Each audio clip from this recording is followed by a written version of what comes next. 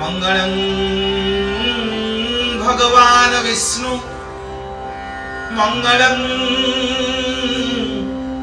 गरुडाध्वज मंगलं पुंडरीकाक्ष मंगलं पुरुषोत्तमः माधव माधव वाक्यं माधव माधव हरि स्मरन्ति साधव नित्यं सकल कार्येषु माधवं श्रीनीलाद्रुनाथं जगतामधीशं चिदं स्वरूप सनन्नक्यनाथं श्रीनीलगोत्राधिपतिवरेण्यं सुरेन्द्र वन्दे प्रणतस्मै नित्यं जय जगन्नाथ स्वामी नयन पथगामी भव तुम्हें जय जगन्नाथ स्वामी नयन पथगामी भव जय जगन्नाथ जय जय जगन्नाथ जय जगन्नाथ कालिया शांत आपणक चरणारविंदरे कोटि दंडवत हे मणिमा जय जय जगन्नाथ जय जगन्नाथ जय जगन्नाथ महाप्रभु श्री टीवी रो पवित्र अगणा को आपण मानक स्वागत करूची मुंडिया मारुची महाप्रभुंकर चरणारविंदरे आपणक दिनटी जगन्नाथमय हो महाप्रभु कृपा करुणा करिथांतु आपणक उपरे बोलिए जगन्नाथ भगवान की जय सुभद्रा मैया की जय बलभद्र बड़ ठाकुर की जय सुदर्शन महाराज की जय प्रत्येक दिन कर्णपात करुछे श्री जगन्नाथ महाप्रभुंकर ए पवित्र बेढ़ा परिक्रमा श्री जगन्नाथ दर्शन करबा पई भक्तटिए आज बाहरी महाप्रभु को गोटे लक्ष्य अनैची हे कालिया शांत केते बेले आपन को दर्शन करिवि दर्शक बंधु मो महाप्रभु को दर्शन करबा को जिबा पूर्वरु मो कालिया शांतंकर परिवार को यदि आपन टिके दर्शन करिवे ना प्रत्येक दिन मो महाप्रभु अत्यंत खुशी होंती आनंदित होंती दर्शन कले जगन्नाथंकर 22 पावच्छ दर्शन कले काशी विश्वनाथ को दर्शन कले जम खर्पर को दर्शन कले मांकेड़ा पथर को एवं आउ एक दर्शन बाकी रही जाइछंती 22 पावच्छरे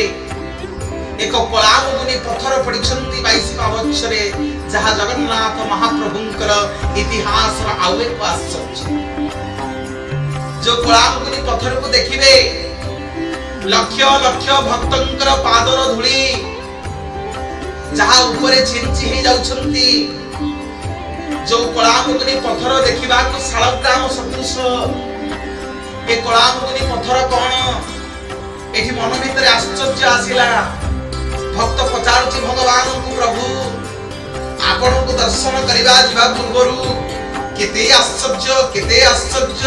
आश्चर्य हे कालिया शांते मने पड़ती कलामुनि पत्थर को देखिले भक्त कवि जगन्नाथ दास कथा जगन्नाथ दास बड़ ओडिया दर्शक बंधु आपण मान को कहि जदी प्रश्न पचारे ओडिया मानक भितरे बड़ ओडिया किए आपण माने कहिबे जे बड़ ओडिया होछंती जगन्नाथ दास सेठी पे तांको मठ ना आज्ञा बड़ ओडिया मठ से लिखिले कौन लिखिले गोविंद गोविंद गोविंद आपदुग रुचि मकरंद प्रभु गोविंद गोविंद गोविंद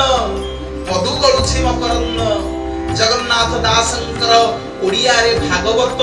आज प्रत्येक घरे प्रत्येक दिन मो मां माने मो गुरु गुरुजन माने समस्त पाठ करंती भई जगन्नाथ दासे तुम घर को उठेई तमे आसिल केउठू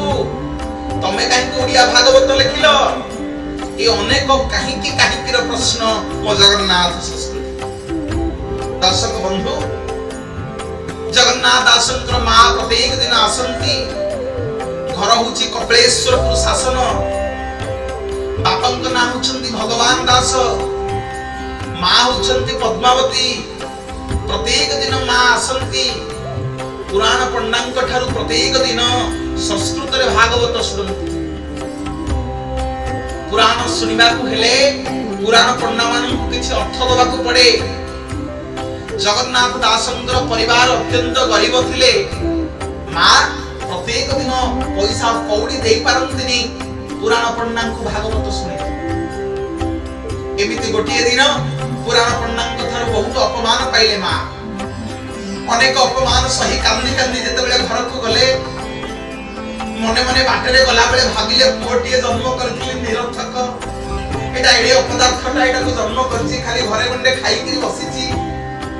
आदि मां तो मां मने मने भाबी कि जाउछन्ती गले को पुओ को कहिबी गला बेले को खाई कि सोइछन्ती जगन्नाथ दासे पचारिले कहले पुओ तो भली पुओ जन्म करी आमे बापा मां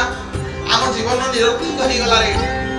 ना मां कोन हिची काहे कि तो मां आखिर धार धार लुह बहि जाउछि ना रे मु प्रत्येक दिन जाउछि संस्कृत रे भागवत सुनुछि किंतु बुझी पारुनी तथापि मध्य मोर सुनिबा को इच्छा किंतु पुओ आजि पुराण पंडा मते अपमानित कले अपमानित करिवा फल रे मु आजि भागवत न सुनी पळै आसीछि अपमान रे जे बापा रे तू आजि तो भली पुओ को मु जन्म करछि तते गोटिए कथा मागिबी ना मां कोन मते निर्देश दउछ दियो ना आजि थारु तू निश्चित करे जो संस्कृत रे भागवत लिखिछन्ति व्यासदेव से भागवत को तुमे आज ओडिया रे अनुवाद करियो ना मां एते बड़ कथा कोन मु पारिबी एते बड़ कथा मु कोन करि पारिबी आजि जगन्नाथ दासंकर मां बतै दोछन्ति पुओरे तू गोटे ग्रंथ रचना करे ना ग्रंथ रचना कले कोन हबो ना आज्ञा गंठी खोलिबो गंठी कोन मो कालिया शांतंद्र माळे रे गंठी पड़ेनी मो जगन्नाथ जो लुगा पिंधि आज्ञा गंठी पड़ेनी कौनसी द्रव्य सेठी गंठी पड़ेनी कारण मो जगन्नाथ गंठी खोली दबा लोक जे ग्रंथ रचना करे ना जे प्रत्येक दिन ग्रंथ पढ़े ना मो जगन्नाथ महाप्रभु ता गंठी खोली दियंती अर्थात जेते सब कष्ट जेते सब दुख अछि सब मो महाप्रभु विलुप्त कर दियंती हे मोर मां माने बापा माने जो माने पवित्र श्रीदेवी अगणार आपण माने दर्शन करछंती श्री हरि कथा को आज जगन्नाथ दास निष्पत्ति देले पहुंचले जाई कल्पवट वृक्ष मूल रे कहले हे ठाकुरे मु खाद्य ग्रहण करिबिनी मु जल ग्रहण करिबिनी मो मार दुख मु सही पारिनी आज आपनक निकट रे काकुति मिनति होउची मु आपनक निकट रे आज शरण पसुची आपण जते बेले निर्देश देबे ना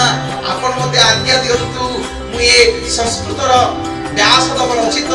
ए श्रीमद् भागवत ओडिया रे अनुवाद करिबी हे जगन्नाथ आपण मते कृपा करंतु कहि आपण माने वर्तमान जो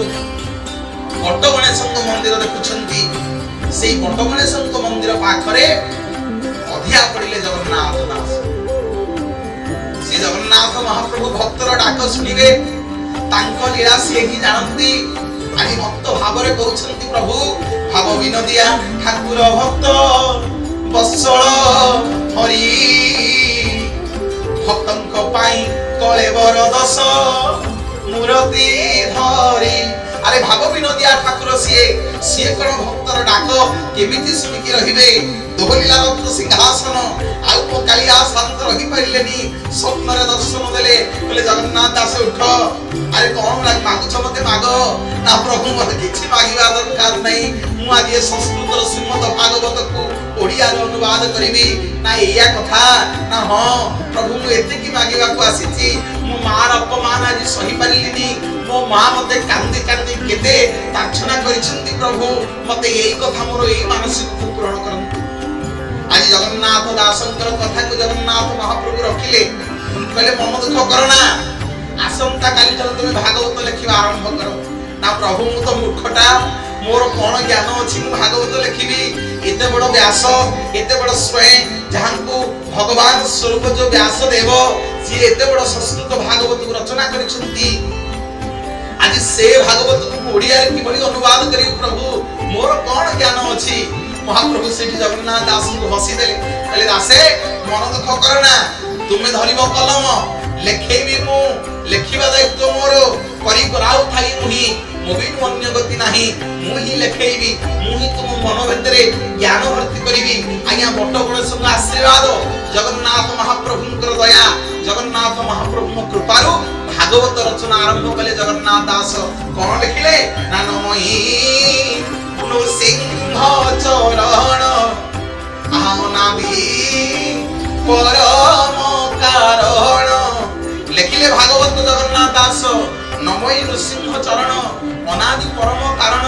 कौन प्रभु नमई नमई माने नई जीवा नमई माने नमस्कार करिबा नमई माने पूजा करिबा एठी कोन पे जगन्नाथ दास एते सुंदर कथा लिखिले। छोटिया विरति टिए नउची ए विरति पर पुनी आलोचना करिबा जगन्नाथ दास की भली भाबरे रचना कले भागवत। जय जगन्नाथ जय जय जगन्नाथ जय जगन्नाथ।